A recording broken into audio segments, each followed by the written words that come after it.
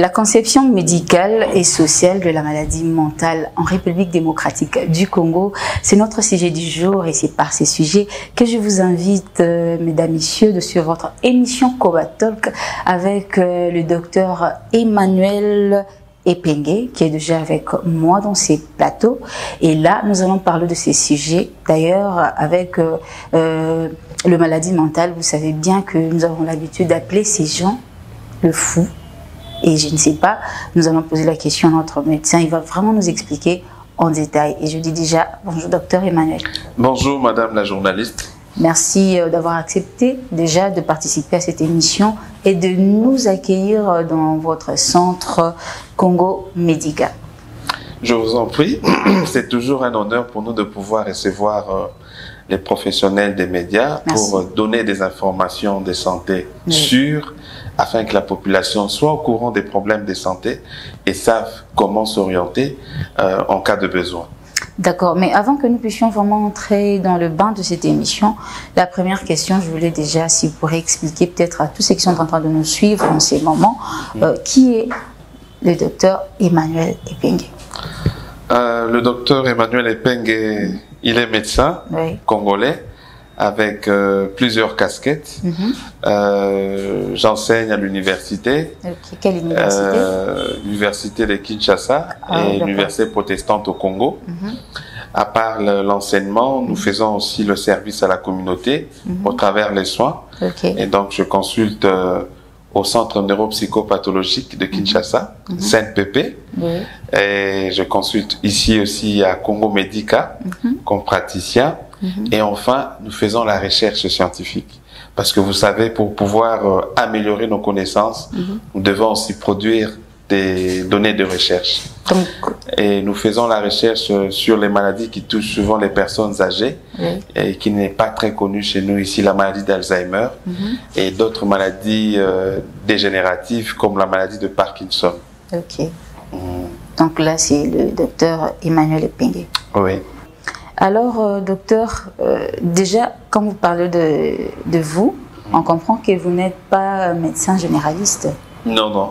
Je suis spécialisé en neuropsychiatrie. C'est un terme assez bizarre pour beaucoup de personnes. Mais quand on parle de la spécialisation en neuropsychiatrie, ça sous-entend que nous traitons souvent des patients qui ont des problèmes de neurologie, tels que l'AVC, les maux de tête chez les femmes, les migraines. Et nous traitons aussi les patients qui ont des troubles psychiatriques, comme la dépression, les femmes qui veulent se donner la mort, la schizophrénie, les personnes que vous voyez souvent dans les rues, que Bobenga Rabatoma Boma, au fait, ils présentent souvent ce qu'on appelle la schizophrénie. Donc c'est une maladie. C'est une maladie. C'est pas la sorcellerie. Non, c'est pas la sorcellerie. Donc nous suivons ces genres de personnes et on pense qu'au CNPP, on ne soigne que les gens qui ont des problèmes psychiatriques, mais nous soignons aussi des personnes qui ont des problèmes neurologiques. Déjà, qu'est-ce qu'une maladie mentale? Alors, madame la journaliste, avant de parler de la maladie mentale, il est important de connaître c'est quoi la santé mentale. Ah, d'accord. La santé mentale, c'est cette faculté qui permet à une personne de pouvoir réaliser son potentiel, de pouvoir surmonter les difficultés de sa vie, travailler de manière productive et contribuer au développement de la communauté. Donc vous comprenez par là que lorsqu'on a une bonne santé mentale, nous devons être à même de pouvoir contribuer au développement de notre communauté. Et cela n'est pas toujours le cas dans notre milieu, parce que vous savez, la santé mentale, c'est un problème qui affecte notre communauté de manière très importante. Peut-être les gens ne le savent pas. On pense que la santé mentale, c'est seulement voir les personnes qui sont dans les quartiers, les fous. Non. Il y a aussi des personnes qui nous... C'est réellement ça, docteur? Pas nécessairement. Il y a des personnes qui nous dirigent aussi, qui ont un problème de santé mentale, mais qui n'est pas nécessairement connu de la communauté. Par exemple, lorsque vous voyez dans une ville qui est très sale, alors que des moyens sont mis en jeu pour qu'il y ait amélioration, impact environnemental, et cela ne se fait pas. C'est déjà un problème de santé mentale. Oh là là. Ah oui. Parce qu'une personne qui a une bonne santé mentale doit contribuer au développement de sa communauté. Pas le contraire. Alors, lorsqu'une personne a une maladie mentale, comme vous venez de le dire, Nous ne parlons pas des maladies mentales. Parce que quand on parle de maladie, ça sous-entend que c'est là une cause précise. Alors là, vous parlez de quoi? Généralement, on parle de trouble mental. Ok. Parce que la maladie, ça sous-entend qu'il y a une cause précise. Par exemple, lorsque vous avez un patient qui a la malaria, ça veut dire qu'il a été piqué par une moustique qui a transmis les germes de la malaria. Oui. Mais dans la maladie mentale, je dirais même mieux le trouble mental. Moi, je change déjà. Oui, le trouble mental, on a plus des facteurs qui contribuent à la survenue d'un trouble mental. Quels sont ces facteurs? Il y en a plusieurs. Nous avons des facteurs génétiques, des facteurs environnementaux.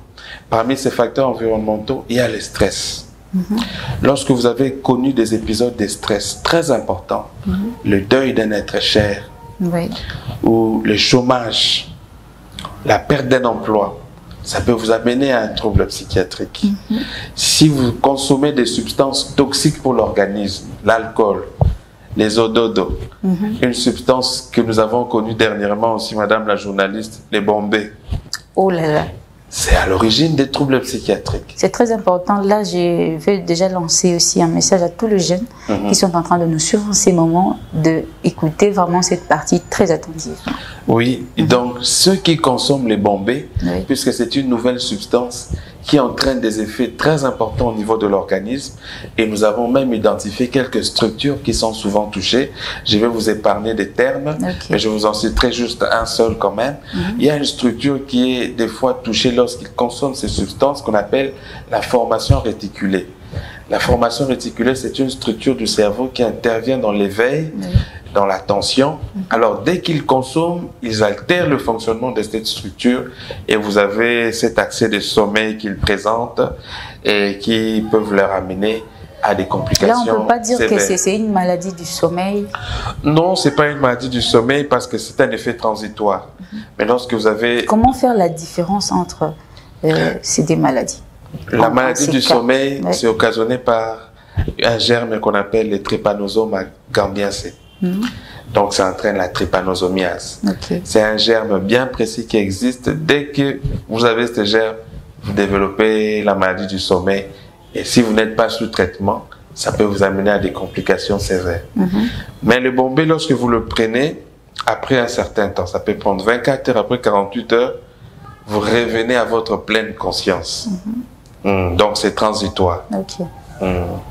Alors, parmi les facteurs environnementaux, à part le stress, les substances toxiques, nous avons aussi des facteurs infectieux. Nous avons quand même certains germes qui peuvent aussi occasionner la survenue des maladies psychiatriques, comme le VIH. Le VIH-Sida ne se manifeste pas toujours par des paralysies ou des troubles de conscience. Ça peut être aussi un trouble psychiatrique. Je n'ai jamais oublié le cas d'un patient, il avait 52 ans, que nous avons reçu. Il est venu dans notre centre au CNPP parce qu'il a pris le couteau le matin et il voulait l'introduire dans son ventre, c'est donner la mort. Alors on pensait qu'il a développé la sorcellerie, il a touché à des gris-gris comme d'habitude. Alors quand on l'amène dans le centre, avant de donner des médicaments contre ces troubles qu'il avait, on a d'abord vérifié un bilan sanguin pour voir s'il n'y a pas d'infection. Alors c'est là qu'on trouve qu'il fait le VIH. Donc le VIH peut se manifester aussi par de troubles psychiatriques. Les personnes qui connaissent aussi des accidents de trafic routier, un traumatisme crânien, il peut à la longue développer un trouble psychiatrique. Et je vous dirais aussi, pour un peu renchérir sur le stress, vous savez, une partie de notre pays qui est très dérangée ces jours-ci vers l'est du pays, qui sont en proie à plusieurs agressions. Mais ces personnes, ils ont des stress chroniques. Depuis plus de 20 ans, ils vivent dans le stress chronique. Ils ont un problème de santé mentale. Parce qu'ils ne savent pas la nuit si un jour, le policier va venir ou un militaire va venir les agresser. Donc, ils vivent dans un état de stress permanent. Mais d'un côté aussi, peut-être que le médecin aussi ne lance pas de messages pareils pour éveiller ou soit surmonter quelque chose que le gouvernement néglige. Bon, il faut dire que ça, c'est quand même aussi une vérité partielle, Oui. que nous ne passons pas souvent dans les médias pour Oui. parler de ce genre de problème. Exact. Mais il y a des programmes qui existent dans notre ministère de la Santé, le programme national de santé mentale, dont je suis membre aussi, et qui fait que de temps à autre, on envoie quelques médecins pour pouvoir soigner la population qui présente des problèmes de santé mentale, surtout à l'Est. Mais moi, il faut dire que le nombre de personnes qui y vont est très moindre par rapport aux besoins. Je trouve aussi pour le message, ça peut mieux passer en République démocratique du Congo, peut-être par le musicien. Parce que la République démocratique du Congo aime bien la musique. Oui. Et quand les artistes chantent, peut-être en lançant ces messages-là, ils peuvent mieux le consommer. Ça, c'est une très bonne suggestion. Je pense qu'on peut en parler à certaines de nos autorités pour voir comment on peut le mettre en musique. Ok. Parce que les musiciens, c'est aussi un bon canal. Exactement. Là, on continue maintenant avec vous. Ok. Vous avez d'autres questions? Bien évidemment, il y en a plusieurs, docteur. Là, maintenant, dans ces cas-là, en lingala, to benga bata bongo, bata maboma.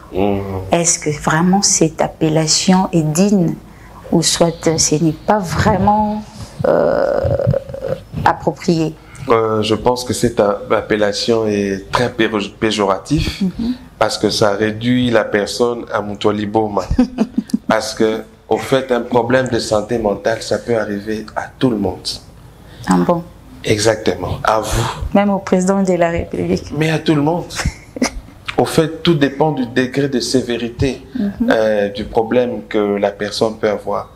Et comme je l'ai dit, souvent les personnes, lorsqu'ils viennent à l'hôpital, c'est lorsque la personne présente un danger pour lui-même ou pour son environnement. Par exemple, il veut se donner la mort. On ne sait plus comment le contrôler à la maison. On l'amène au CNPP. Ou bien à la maison, il est en train de casser les objets, il a jeté la télé, il a frappé sa mère. Par exemple, imaginez-vous qu'un enfant puisse frapper sa mère. Vous voyez déjà qu'il y a un problème. Souvent, on amène des cas qui atteignent un cas de sévérité très important. Mais dans beaucoup de personnes aussi qui sont bien habillées en veste, il y en a aussi beaucoup qui ont un problème de santé mentale. Comme je l'ai dit, si par exemple une autorité qui est censée travailler de manière productive et réaliser un impact au niveau de son environnement, mais qui ne le fait pas, ça veut dire qu'il y a un problème de santé mentale. Mais comment savoir maintenant que tu as des problèmes, particulièrement la personne elle-même, comme moi par exemple, de savoir que j'ai ces problèmes-là mentaux. Parce que si j'ai de la fièvre, je vais peut-être constater que ma température a changé. Mais à ces niveaux, comment le découvrir? Oui, au fait, pour savoir qu'on a un problème de santé mentale, il faut être vu par un expert de la santé mentale. Donc, venir au CNPP et que les gens pensent que lorsque vous venez là, on va vous donner des maladies, des troubles mentaux. Vous venez là, on vous fait l'expertise mentale. Dans des pays qui sont très organisés, c'est presque dans tous les secteurs de la vie nationale qu'on fait passer des tests d'aptitude mentale. Et la différence avec notre pays? Chez nous, on le fait, mais pour certains secteurs seulement. Pour votre information, par exemple, pour toute personne qui voudrait devenir pasteur en RDC, il doit venir faire un test. Pourquoi? D'aptitude mentale chez nous. Mais parce qu'il y a beaucoup de personnes, ils se réveillent un bon matin et disent que j'ai reçu la vision que Dieu m'a donnée pour prêcher et apporter donc là, la guérison. Ils sont considérés comme donc, tous les pasteurs que vous connaissez, ils ont un certificat d'aptitude mentale. Sérieux? Oui. Tous les grands pasteurs, ils sont passés chez nous. On a vérifié qu'ils n'ont pas de problème de santé mentale. Par exemple, aussi un autre secteur. Avec toutes les églises qu'on retrouve. Malheureusement, ce n'est pas tous les pasteurs. Je parle surtout des pasteurs qui ont des églises organisées avec des papiers de l'État. Lorsque vous voulez vraiment avoir des documents du ministère, de l'Intérieur et tout, on exige l'aptitude mentale. De même pour ceux qui, les pilotes d'aviation, pour eux c'est obligatoire. Pourquoi c'est obligatoire? Ben oui, parce que lorsque vous avez un problème de santé mentale, vous ne pouvez pas piloter un avion. Parce que là vous êtes dangereux. Imaginez, vous avez près de 300, 400 personnes à transporter et que une crise qui vous prenne. Mais les vies des passagers, ça serait un problème. Et normalement, ça devrait être comme ça dans tous les secteurs de la vie nationale, même au niveau des policiers, même au niveau des militaires. On devrait voir, au fait, dans des pays sérieux, ce n'est pas tout le monde qui est militaire. Hein. Ça doit vraiment être une personne qui a des aptitudes mentales correctes, qui lui permet d'avoir la maîtrise de soi à tout instant. Mais combien de fois vous ne remarquez pas comment nos militaires ou nos policiers se comportent de manière désagréable parce qu'ils ont un problème de santé mentale. Et mais si tu dis à un policier, tu as un problème de santé mentale, là il peut te tuer. Ah ben voilà, le fait déjà qu'il pense à vous tuer, ça confirme encore qu'il a un problème de santé mentale. Parce qu'une personne qui a ses facultés en place, s'il sait qu'il n'a pas un problème de santé mentale, il ne va pas aller jusqu'à pouvoir tuer une personne. Alors dites-nous un peu la conception de cette maladie du point de vue médical. Comment prenez-vous en tant que médecin? Ok. La maladie mentale, que j'appellerais trouble mental, est prise en charge correctement au niveau du centre neuropsychopathologique. Lorsque nous recevons ces patients, nous faisons l'histoire de leur vie. Parce que madame la journaliste, lorsqu'une personne a un problème de santé mentale, ça sous-entend qu'il est passé par beaucoup de problèmes dans sa vie. Qui fait qu'il n'arrive plus à supporter, ces mécanismes d'adaptation ne sont plus adaptés et il présente un trouble mental. Et même, je vous dirais que pour les homosexuels, que l'Occident veut nous faire passer pour un problème normal. Non, c'est un problème très anormal. L'homosexualité, ce sont des personnes qui ont des problèmes de santé mentale aussi. Lorsqu'ils viennent dans notre centre, nous les soignons. Nous étions même avec un célèbre politicien là qui avait commis beaucoup de problèmes dans son quartier. Je pense que vous le connaissez. Nemwanda Semi. Il était avec nous. Nous l'avons soigné. Il a été mis sous des médicaments corrects. Et aujourd'hui, il a des facultés mentales plus ou moins adaptées. Oui. Alors, les problèmes de santé mentale, ce que vous devrez aussi savoir, généralement, ce sont des problèmes qu'on suit au long cours.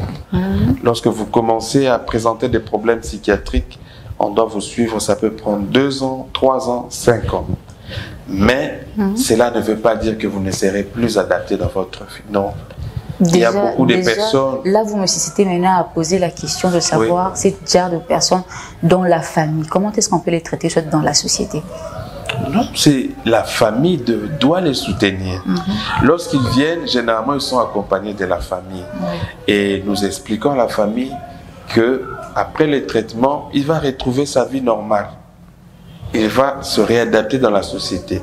Par exemple, s'il travaillait, il peut reprendre dans son travail. Donc s'il était médecin aussi, il peut reprendre son travail. Nous recevons des cas, nous avons des cas de médecins. Malheureusement, je ne peux pas vous citer les noms, mais je connais des médecins qui ont des problèmes de santé mentale, qui sont suivis et qui sont adaptés dans la société. Parce que le problème de santé mentale, comme je vous ai dit, ça peut toucher tout le monde. Vous avez par exemple des personnes qui ont des troubles de l'humeur. Mais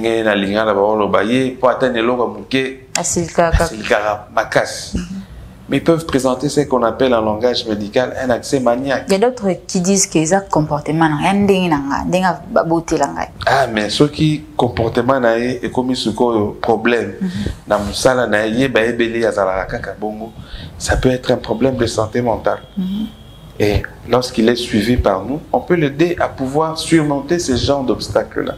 C'est comme il y a une dame que j'ai reçue il y a 2 mois. Son mari a tout fait pour qu'il soit vraiment adapté. Mais pour l'ogonion soit silicakak. Ça fait 2 ans qu'il a supporté le docteur. Alors comme il ne voulait pas la taper, il est venu pour qu'on puisse échanger avec elle, discuter.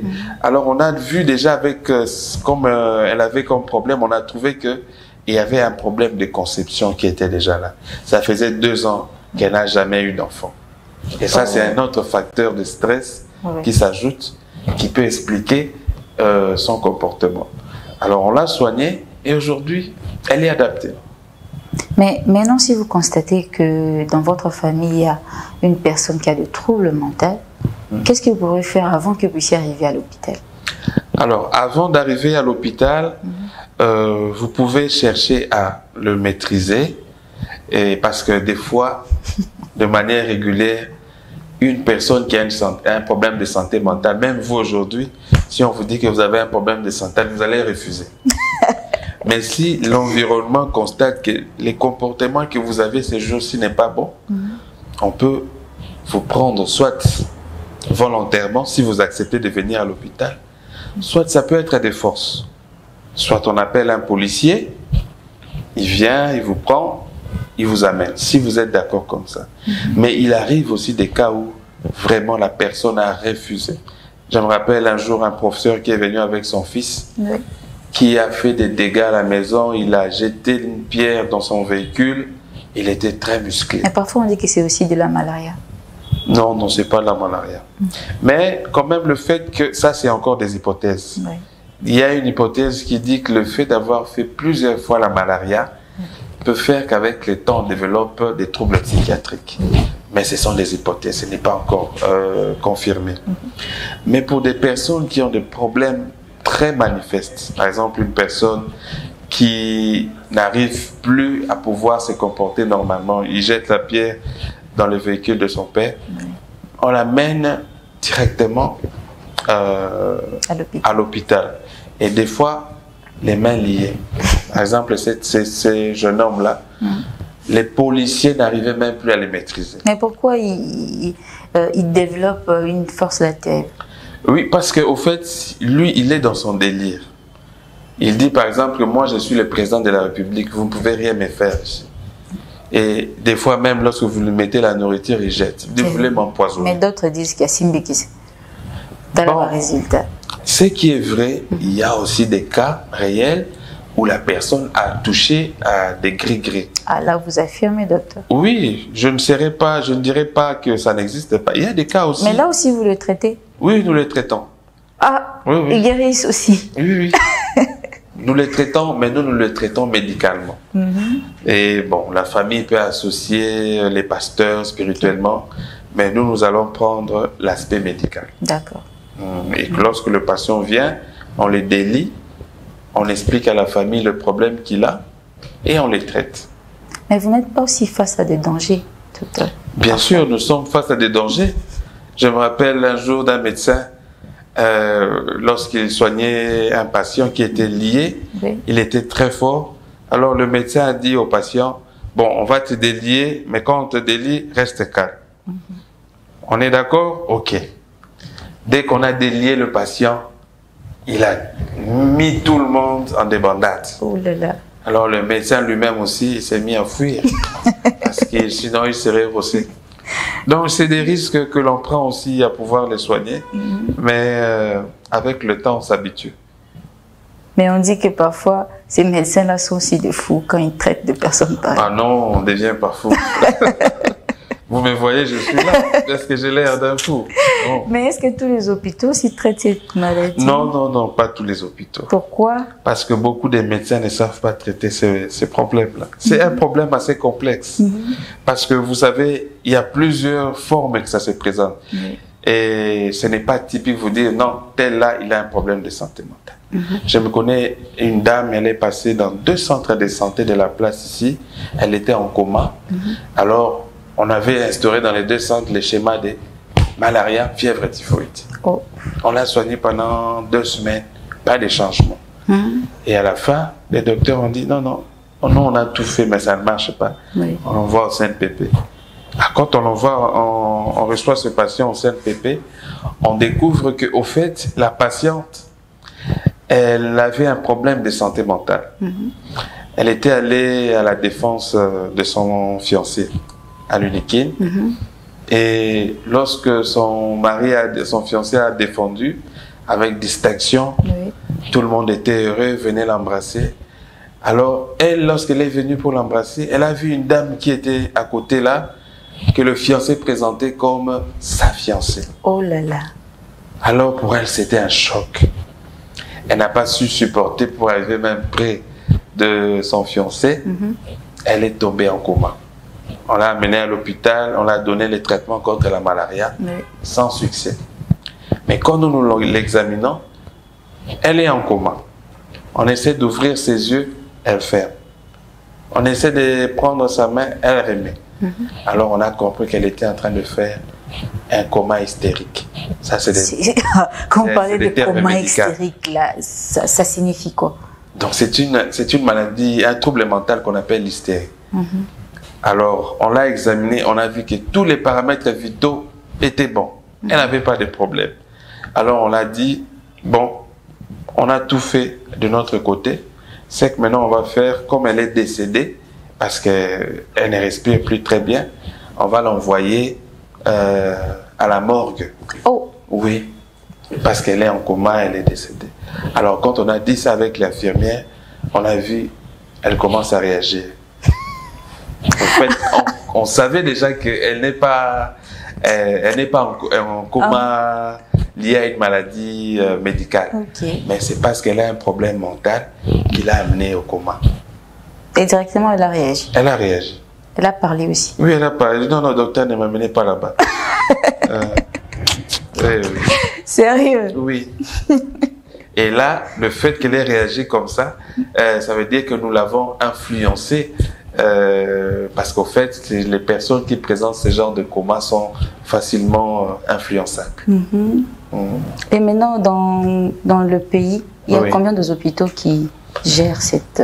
L'hôpital, le seul hôpital public qui gère les problèmes de santé mentale, c'est le CNPP. À part le CNPP? À part le CNPP, il n'y a pas un autre. Mais il y a beaucoup d'autres centres privés qui gèrent aussi les problèmes de santé mentale. Moi-même aussi, dans la Congo Médical, dans la santé numérique. Ça, c'est encore un autre concept. Santé numérique veut dire que nous utilisons les technologies de l'information et de la communication pour pouvoir atteindre nos patients. Nous avons une application médicale qui est disponible sur Google Play Store qui nous permet d'assurer des prestations de soins à domicile. Alors, nous avons une équipe pluridisciplinaire. Nous avons des médecins généralistes, des spécialistes, des infirmiers, des laborantins qui nous aident au quotidien à pouvoir assurer nos prestations à domicile. Donc pour vous contacter, c'est toujours en ligne? Alors pour nous contacter, soit c'est en ligne, vous pouvez appeler écrire Congo Médical même sur Google, vous téléchargez l'application, vous pourrez nous contacter. Mais nous avons aussi un numéro de téléphone, je ne sais pas si je peux le donner. Bien évidemment. C'est le 081 87 44 323. Si vous pouvez reprendre un peu. Je le répète, le 081 87 44 323. Là, donc, lorsque vous nous appelez, on est disponible 24 heures sur 24. Et nous avons même maintenant aussi la possibilité, même lorsqu'une personne de la diaspora nous appelle, il fait les transferts dans notre compte. Directement, on envoie un infirmier ou un médecin à domicile. Sérieux? Oui, pour des soins appropriés. D'accord, là, il y a beaucoup de gens qui vous ont suivi. Oui. Et ils ont écrit des numéros et puis ils vont également vous contacter.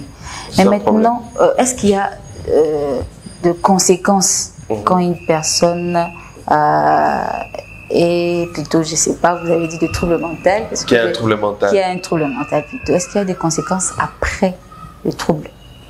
Ok, oui, bien sûr, il y a des conséquences. D'abord, il y a des conséquences personnelles. Par exemple, si c'est une personne qui travaillait dans une entreprise de la place et que maintenant il a un problème de santé mentale, ça affecte sa personnalité. Exact, il y a d'autres qui disent qu'il y a des beaux marbres. Voilà. Et donc, même lorsqu'il va reprendre le travail, il doit maintenant avoir une forte personnalité pour pouvoir surmonter les différents clichés qu'on va lui lancer. Parce que ça, c'est un appel aussi que je dois lancer à la population. Si vous avez un problème de santé mentale aujourd'hui, ça ne veut pas dire que toute votre carrière est finie. Non. Ça doit mais c'est l'impression que... Non, pas toujours. Vous avez des femmes qui font des dépressions et qui cherchent à se donner la mort. Est-ce que c'est pour autant que ça doit faire que leur vie est finie? Non, ce n'est pas fini. Vous avez des personnes qui présentent des troubles bipolaires. Est-ce que ça doit faire que leur vie est finie? Elles doivent se comporter comment? ils doivent se réadapter au fait dans leur vie socio-professionnelle. Et le travail doit se faire non seulement au niveau de la famille, mais même au niveau professionnel. Oui. Et ça, c'est des campagnes que nous devons aussi faire. Ce n'est pas encore le cas dans les sociétés pour qu'on en puisse enlever cette discrimination-là parce qu'on a présenté un problème de santé mentale. On ne peut plus vivre normalement. Non, on peut vivre normalement et la famille doit être là pour pouvoir soutenir ces personnes. Parfois, la famille rejette Exactement. C'est ce qui arrive deux fois souvent. Lorsqu'une personne a connu un problème de santé mentale, la famille, au lieu de soutenir maintenant, à chaque fois qu'il présente seulement un petit trouble là, ça va encore recommencer. C'est pas toujours le cas, mais ce qui est vrai, il y a de ces personnes, lorsqu'ils présentent un problème de santé mentale, ça peut le suivre toute sa vie. Oh là. Oui, là ça arrive surtout pour les schizophrènes. Alors il est obligé de prendre les médicaments à vie. Mais quand il prend ces médicaments, il est calme, il est à l'aise, sans problème. Mais quand il ne prend pas, là, il a souvent des problèmes. Et pour s'il y a un conseil que vous pourriez donner peut-être aux membres de famille qui ne soutiennent pas ces genres de cas, et aussi ceux qui vont plus loin pour dire que c'est de la sorcellerie, au cas où ce n'était pas le cas, qu'est-ce que vous pourriez dire? Alors, ce que moi je peux conseiller, c'est à la fois au niveau de la famille et au niveau de l'État. Au niveau de la famille, je recommanderais de briser ces clichés-là, cette discrimination de dire que non, denga sali maladie azandoki. Non, azandokité, ça peut arriver à tout le monde. Et donc, azandokité, les maladies, la malaria, hypertension. Alors, à part ça, je dirais que aussi au niveau de l'État, l'État doit faire un grand travail pour sensibiliser la communauté à pouvoir accepter les maladies mentales. Pour soutenir les problèmes de santé mentale, on espère que les choses changent dans notre pays. C'est par ici d'ailleurs que nous mettons déjà fin à cette émission. Merci docteur d'avoir accepté de nous recevoir ici dans Congo Médica. Et j'ose croire que dans une prochaine émission, on va parler en profondeur, en détail des Congo Médica. Il n'y a pas de problème, je suis à votre disposition. À partir du moment où nous rendons service à la communauté, nous sommes disponibles. Mais sinon, pour ceux qui sont en train de nous suivre, nous disons merci à vous. Je vous donne rendez-vous à la même chaîne, toujours Koba Talk. Bye bye.